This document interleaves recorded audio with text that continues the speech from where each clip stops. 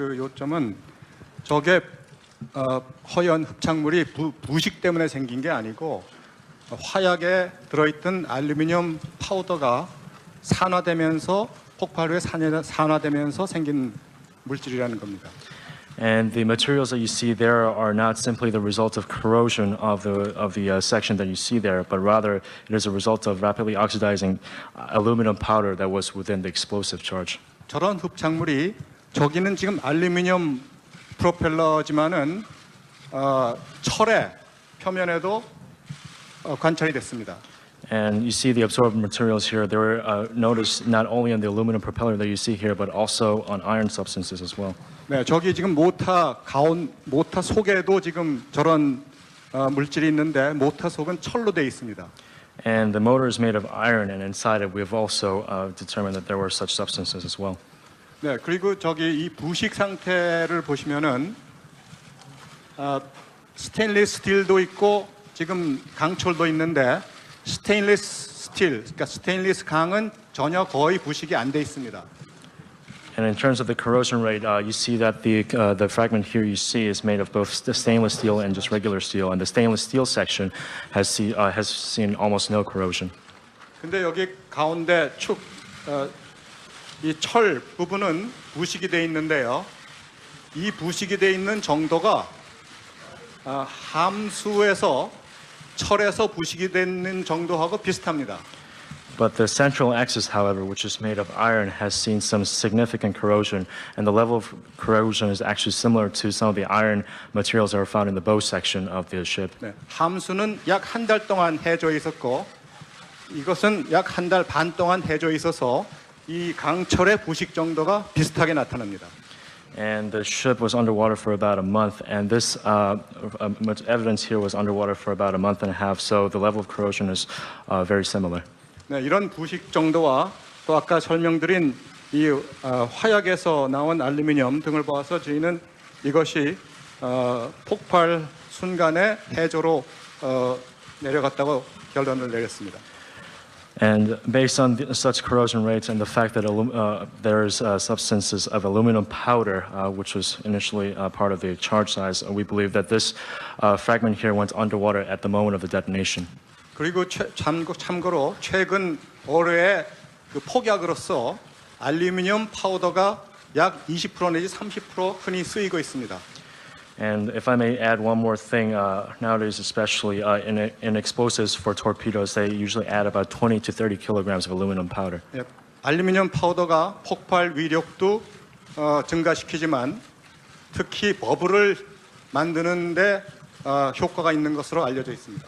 And of course, the aluminum powder would enhance any explosion's size, but is also extremely effective in creating bubble effects. 이상입니다. 예, 시간이 제약되기 때문에 앞으로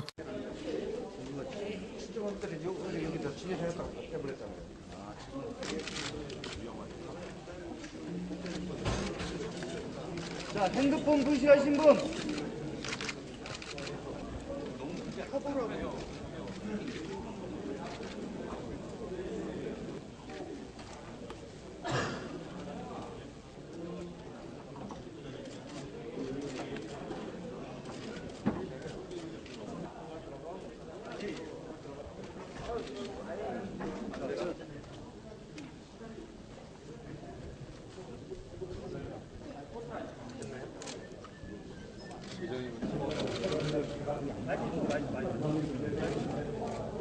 지난 2010년 천안함 피격이 북한 소행임을 입증하는 결정적인 증거, 이른바 스모킹건은 북한제 어뢰 추진체였습니다.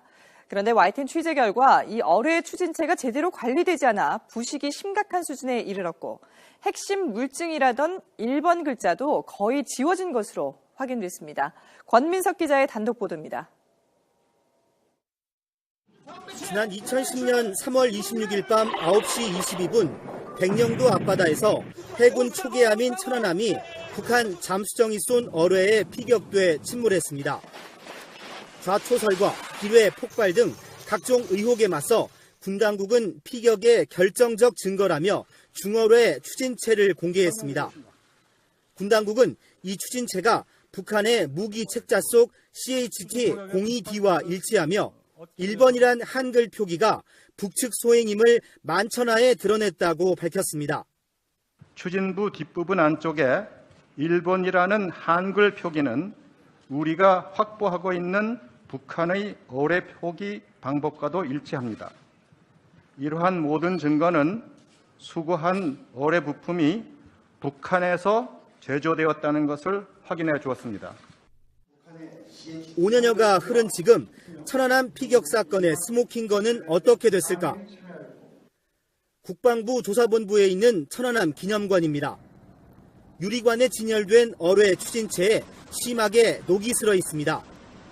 프로펠러와 추진 모터, 조종 장치 모두 공기 접촉으로 인한 부식으로 시뻘겋게 변했습니다.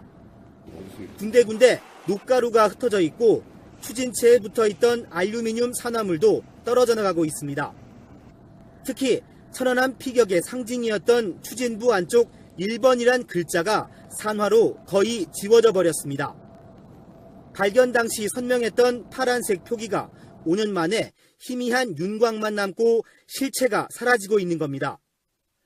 부식을 막으려면 녹을 제거하고 약품을 바른 뒤 질소를 채워 진공 상태로 보관해야 합니다.